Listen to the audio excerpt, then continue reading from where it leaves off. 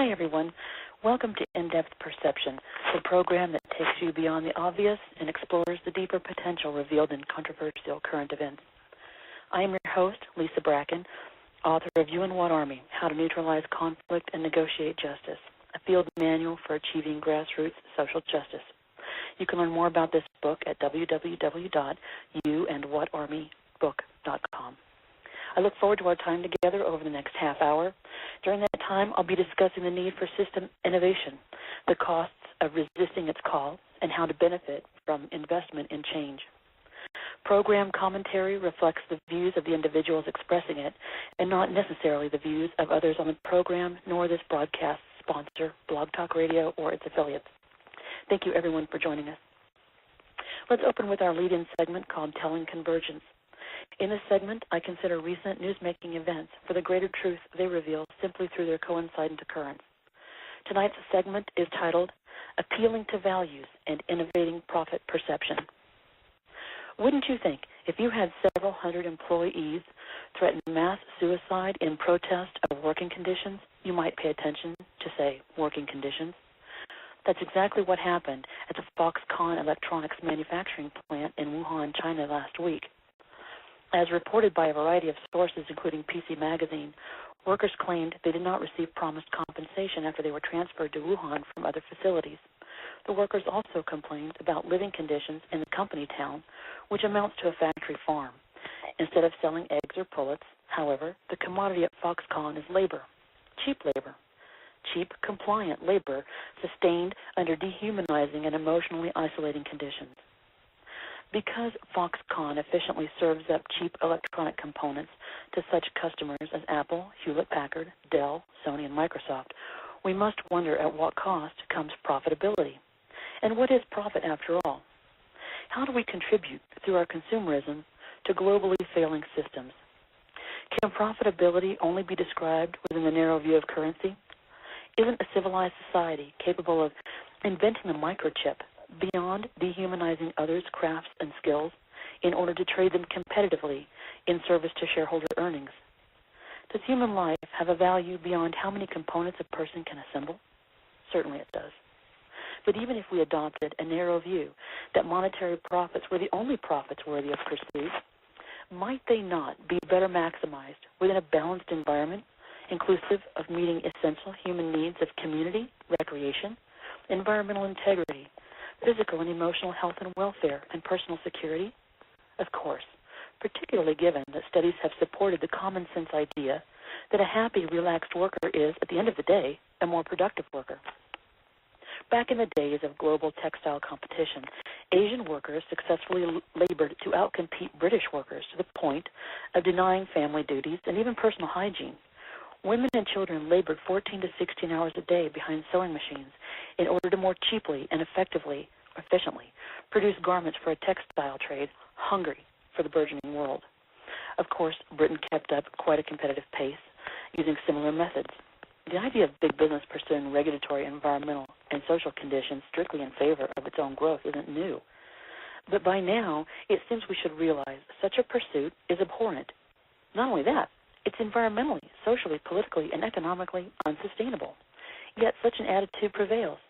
Even in our modern era, America's manufacturing and even service base has been bled nearly dry from outsourcing as corporations seek ever cheaper labor, more lax regulation, and complementary operational environments in other areas around the world.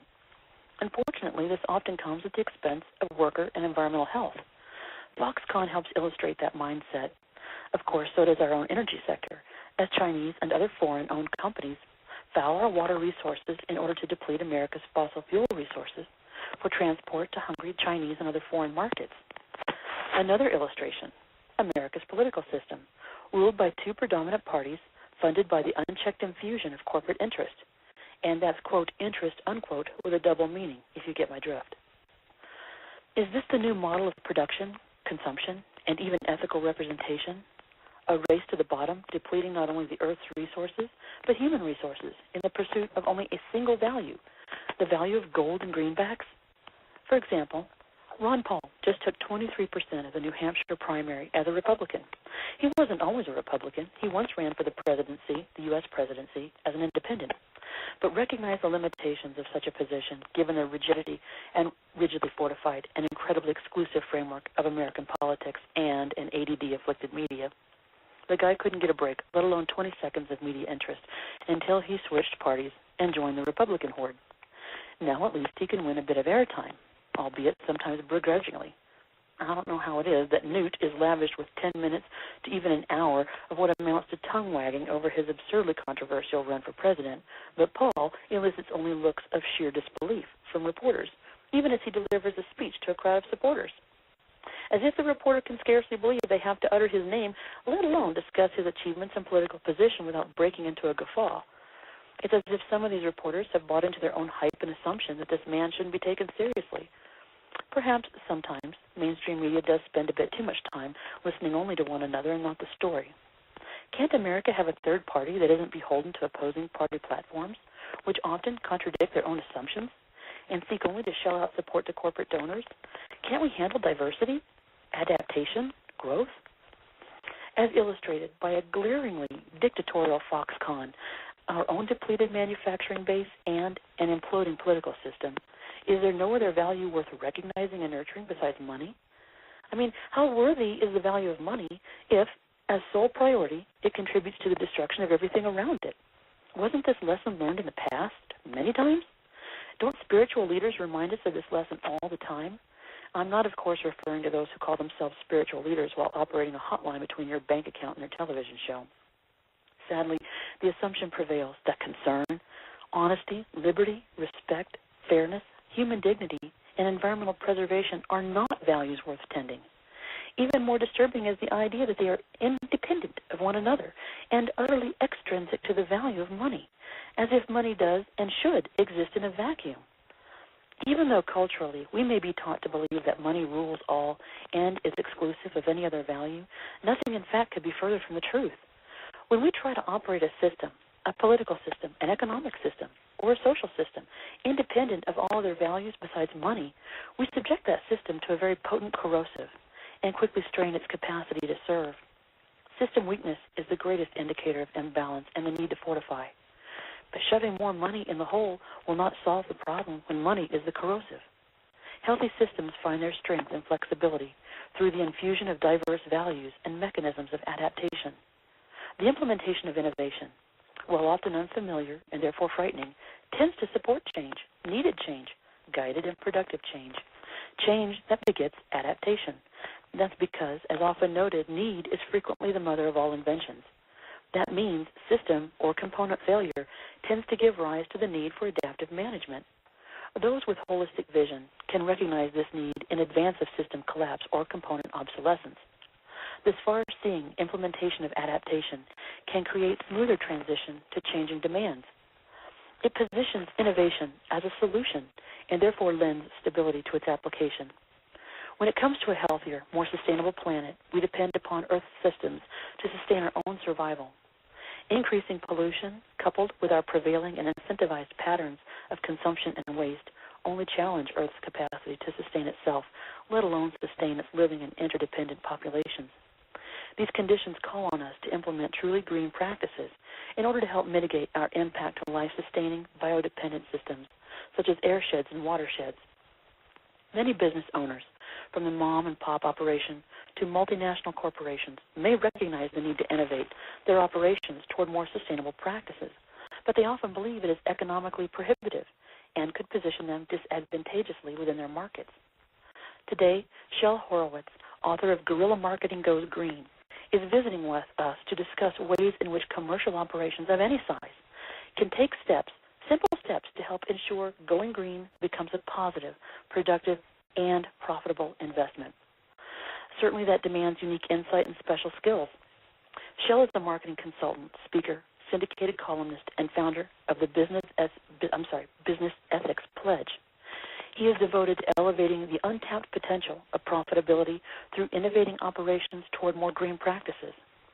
You can learn more about Shel's book and his work through his website, www.greenandprofitable.com. Shel, welcome to the program, and thank you so much for joining us this evening. Thank you, Lisa. It's great to be here, and I have to tell you that I'm very much in agreement with your introductory remarks about Foxconn. Well, thank you. I appreciate that. Let's get started, Shel. Let's talk a little bit about your book. It's titled Guerrilla Marketing Goes Green. Can you introduce our audience to the idea behind green marketing and why it's needed? Sure. Well, for starters, the old-fashioned ways of marketing were about push, push, push, throwing sales messages in front of people where they bumped into them and maybe eventually wearing down the resistance until they buy. That model, quite frankly, never worked all that well. It was used only because people didn't realize they had alternatives. Today, when we have so many channels out there, so many ways to customize a message, so much information about the people who are potentially interested in our products and services, there's absolutely no excuse for that. And I've chosen to focus on the aspect of if you are not yet a green company, going green, and if you are a green company, going greener, number one, but also really making that a focus of your marketing and showing people how you are helping the world, you are helping the planet, as well as helping your own bottom line. So I think the consumer market out there is ready to respond to this. I think we see evidence of this every day, that when people have a choice between doing something that is socially, environmentally responsible or something that is not responsible, all other things equal, they'll go with the one that makes the world better. So this then can be a very, very powerful piece of any business's marketing as long as it's sincere. If it's not sincere, then you get into greenwashing, and that is a place you do not want to go. So just as an example, let's say you're in the supermarket and you remember you need toilet paper, and you see two different brands there, and they're both 79 cents for a 4-pack, let's just say. There's a big sale on toilet paper this day. And one of them is 100% recycled, and the other doesn't say anything about that. Which one are you going to buy? Recycled, no question. Right, if that company is smart enough to put that on their packaging. And the reason I started with the toilet paper example is because one of my favorite case studies is a company called Markel, which makes household paper products like toilet paper. And they were very, very early into the game with recycling. In fact, I'll let you guess, Lisa. When did Markel go recycled? It's earlier than you think, probably. You know, my guess would be as early maybe as 97. I'm thinking more likely 2003, somewhere like that. Try this. How close? 1950. 1950, I wasn't born yet. Oh, that rocks. But they didn't tell anybody. They had this amazing thing that they did, and it was around 2006 that they started really drawing attention to that in their packaging, and probably only around 2000 they started mentioning it at all. So there were people like me who would have bought a lot of Markel paper over the years if we'd only known. Absolutely. So you have to not only go green, but market green. Now it's become the focus of their brand. If you go and you find Markel on the supermarket shelves, it's all about save a million trees and we've been recycled forever and all this good stuff. But if you look at their packaging from even 20 years ago, you don't see it. You know, I think, like you said, consumers fundamentally want to be a part of something successful, sustainable, ethically correct. And the sad thing is when they're not given that option, they have to choose from what is offered to them. You know, in our era of convenience, nobody has time to make their own paper. Nobody has time to make their own pots and pans.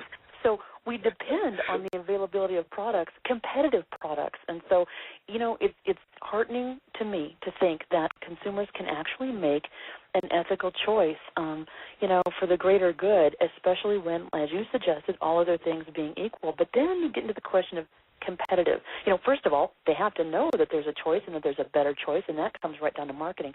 But then there's this perception among, manufacturers that maybe going green isn't a competitive venture. How do you combat that myth? Is it a myth, or how do you combat that perception? It is a myth, Lisa, because there are always a lot of things you can do to go green that will actually bring money in and save money from going out.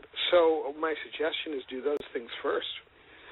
Before you are throwing up a huge array of solar panels on your roof, for example, insulate your outlets.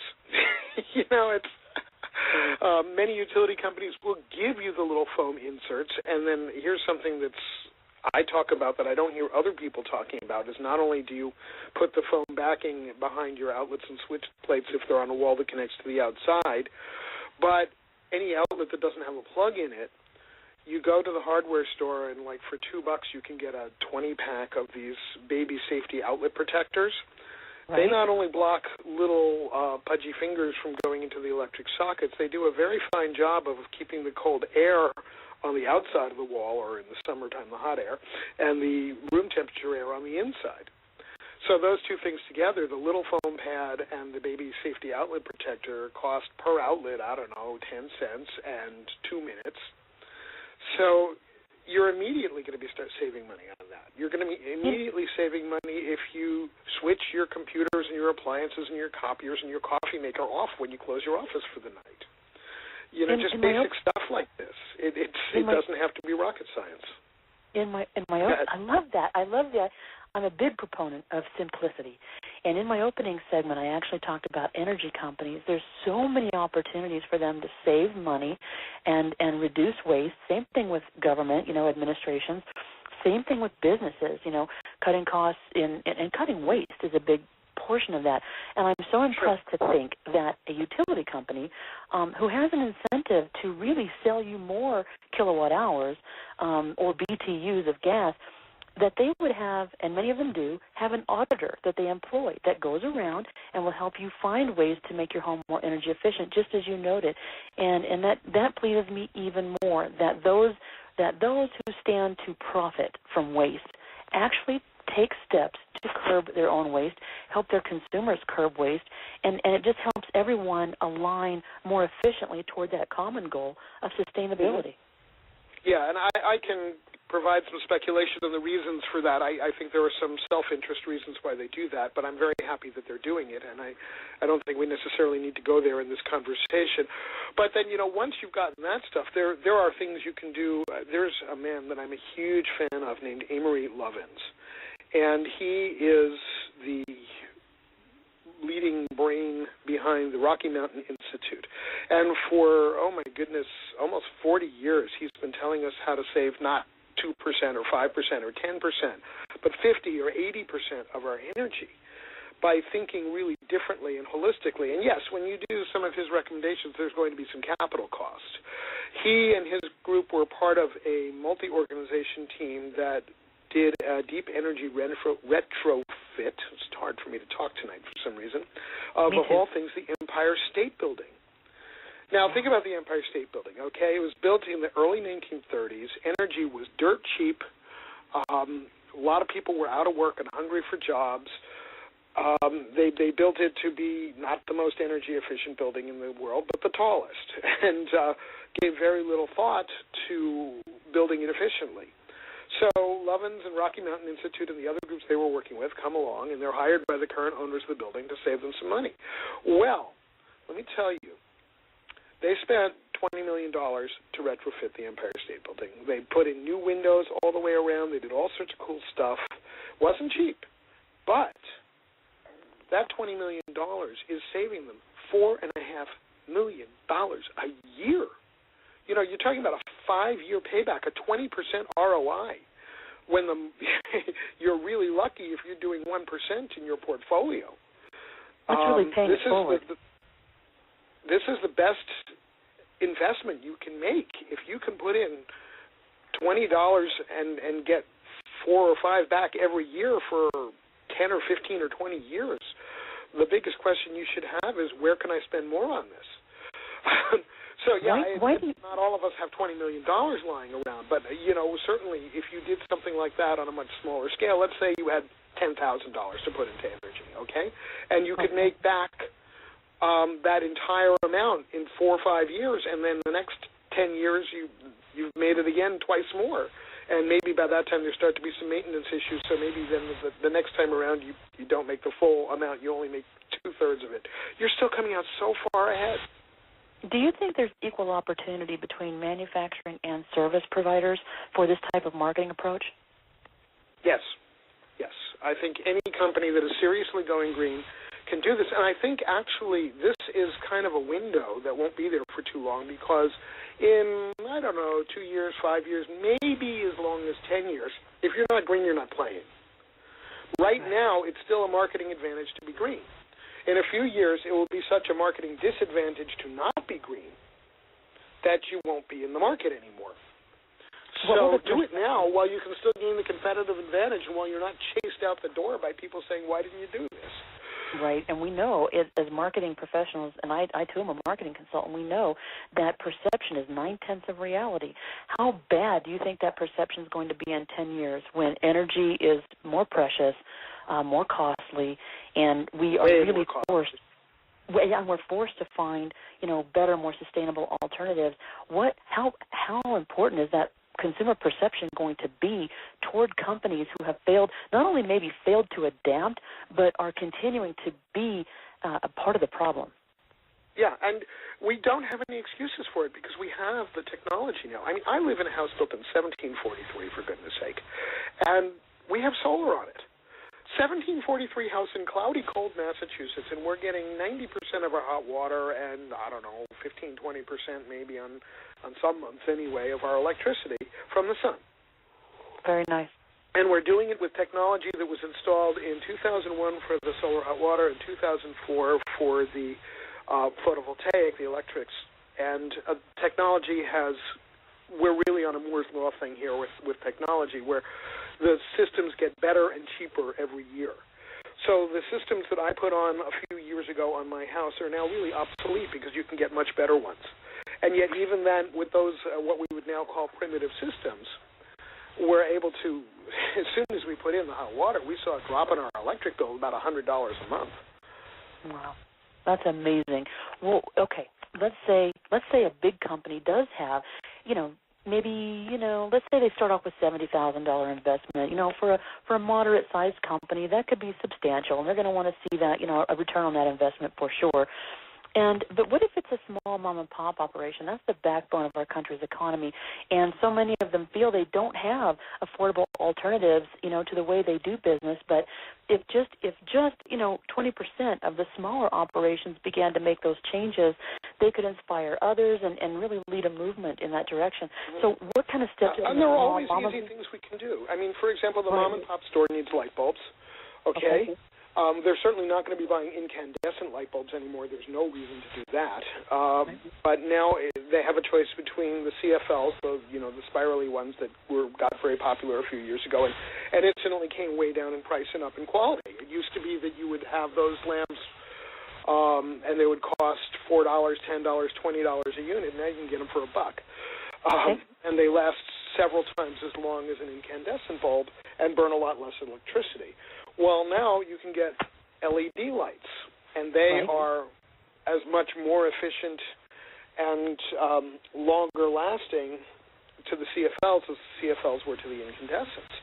So you can start by looking at, okay, where is it a place where not only do I have the cost of the light bulb and the cost of the electricity, but I've got the cost of labor. Let's just say you're a school district, okay, in some small town, and you got a big old gym with a 25-foot ceiling where they play basketball, and you got lights in that gym, and somebody's got to stand up on a ladder truck and, hoist themselves up to that ceiling and change the light bulbs 3-4 times a year.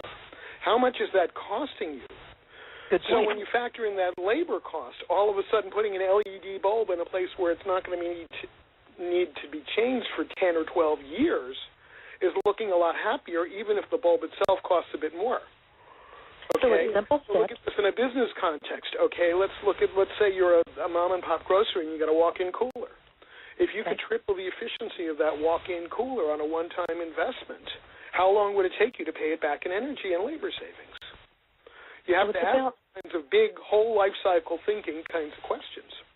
That's what I wanted to get at was it's holistic, and it's about taking a really close look and doing kind of a budgetary audit, both on your energy consumption, on your labor costs, on your transportation costs, communication costs.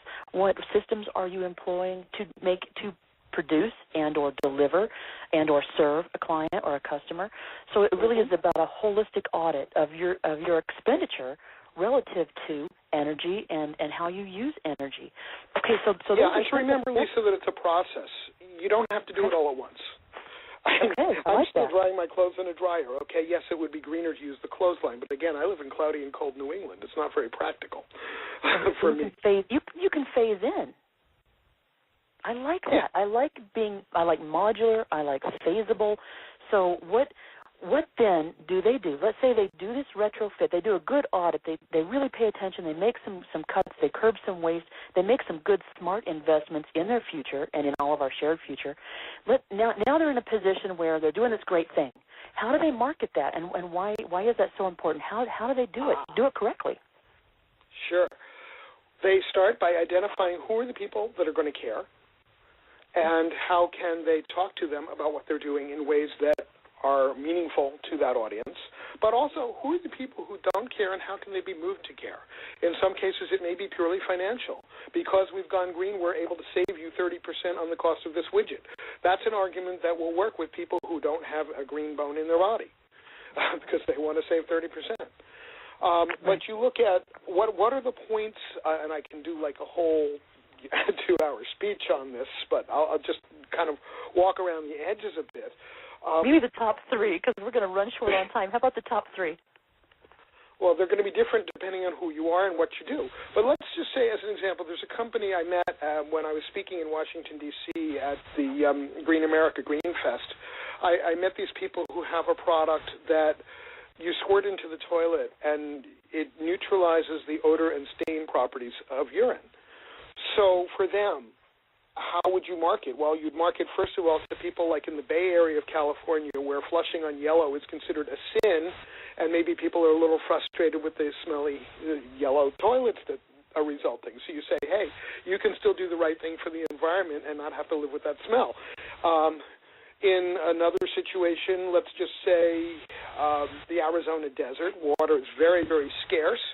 The argument might be this will save you X number of thousands of gallons a year of water now before the state authorities come and tell you can't have any.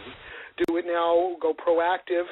To an urban New Yorker where water quantity is not an issue, but where being green is more of consciousness, you might say, here's an easy way you can be green with basically no impact on your lifestyle, but look what a model you'll be for your friends, and on it goes. So different audiences, you're going to slice them differently and have different appeals.